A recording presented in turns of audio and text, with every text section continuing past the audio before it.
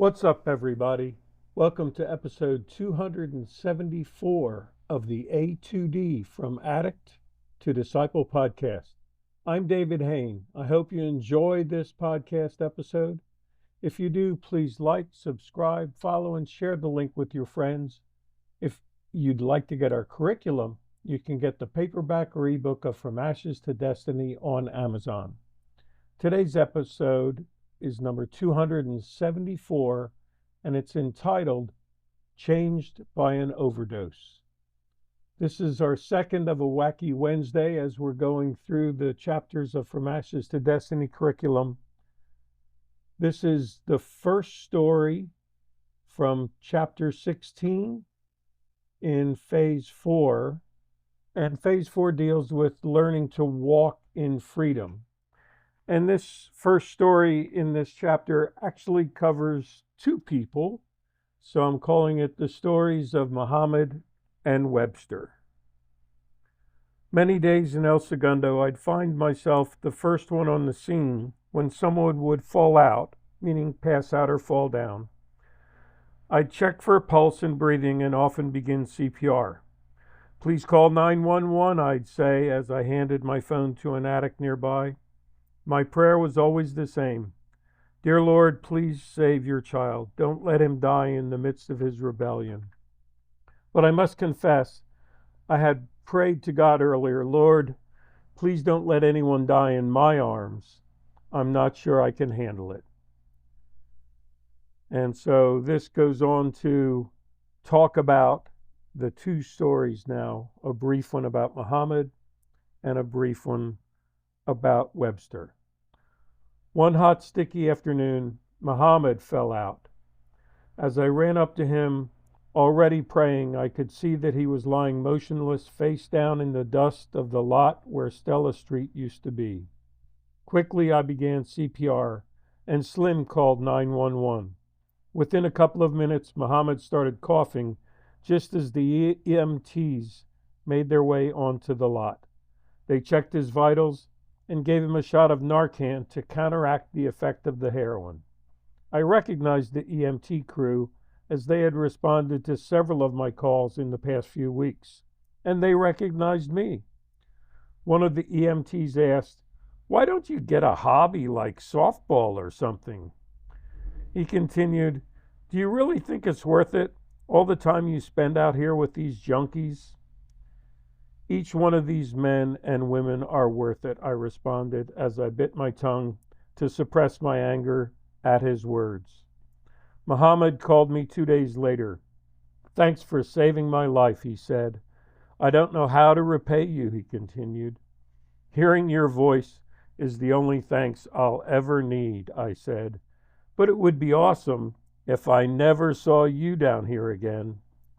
Mohammed never did come back. He called me months later to tell me he was still clean. He was getting married, and he welcomed Jesus into his heart as his Lord and Savior. But I can't talk about Mohammed without mentioning Webster.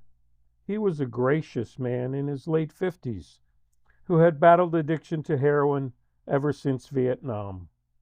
Webster was off to Eagleville to give rehab another try. "This is my 15th or 16th try to get clean," he said the day I left. "I give it a shot every year or two." This time Webster was gone for 2 months. He made the mistake that doesn't seem like a mistake to addicts. He came right down to El Segundo as soon as he left Eagleville. I wasn't there the afternoon he got back, but my heart ached when I heard his story from that evening from Dan. "Webster walked in looking good and we all gave him a hug," Dan said. He said he had only time for one bag because he had just cashed his SSI checks that caught up to him at Eagleville, and he had to get the money home to his wife. Dan continued, "Since he was only having one bag, he wanted it to be a good one. So we gave him a speedball," Dan said. A speedball is a mix of heroin and cocaine. I guess it was too much for his heart. Him being clean for a couple of months and all, Dan continued. "I wish you would have been here," Dan said. We had to put his body out there in the weeds and call the police so they wouldn't find his body in our abando. I'd heard many times of addicts who nodded off, waking up without their wallets, money, or extra drugs, and no one in the house that was with them when they shot up. This was the first time I realized the same thing happens if you die among your friends in addiction. Sure, tough story. But let's get into the questions from it. First question for discussion. I was often the first on the scene when someone would fall out in El Segundo.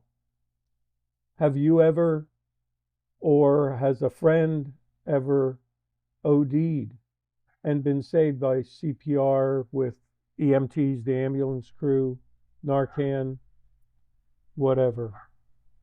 Do you have a story that you'd like to share with your group, similar to the ones that I just read? Next question. Mohammed fell out, and I was there to start CPR and be sure 911 was called. The EMTs saved him with Narcan, but they questioned why I wasted my time on the junkies, that they weren't worth it. What experience have you had with EMTs that did their job but viewed you as a junkie and not worth it? Or have you been blessed to find just the opposite, that the EMTs really cared and did all they could to encourage you to get more help afterwards? Mohammed left and never came back. He was thankful for his life being saved and chose a new life. What changes would you make to choose life and not ever rush to death again? That's a deep question, so think about it. Let me repeat it. What changes would you make to choose life, to choose a new life, and to choose life and not ever rush to death again in your addiction? Next question. Webster came back to El Segundo 2 months after being in rehab, and he just wanted one bag. He wanted a quick hit before going home with his SSI money. He had a speedball, cocaine and heroin mixed in the same syringe, overdosed, and died. His heart couldn't handle it. What has changed in the drugs in your area that could make one bag your last bag? And are you understanding that it's almost like Russian roulette with changes that are happening in the drug scene in your area? Next question. Webster's friends in the abandoned house put his body in the bushes and stole his money before they called the police. What are your thoughts and feelings about that? What does it stir in you when you hear their actions, that his friends who were there gave him the shot of speedball and watched him die, that they stole his money and put his body out in the bushes so the police wouldn't come into their abandoned home? So that should stir some thoughts in you, and it'd be awesome to talk about them. Are your friends truly friends, or would they do the same to you? So I guess a key point that we could go on discussing for a long time, and hopefully you do with your support system or with whatever group you're in, or your coach or some friends, to really look at the difference between true friends and the people who you think are true friends in your active addiction. Will they really just look out for their own interests, even when the worst is happening to you? Thanks for listening to this episode of the OD'd From Addict to Disciple podcast. If you were saying, that's me, as you listen, then it's time now to reach out and join a group.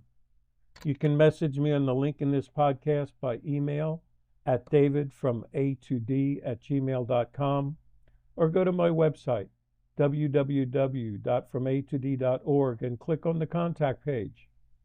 If you're listening on Spotify, you can leave your comments by clicking on the link they provide in that platform.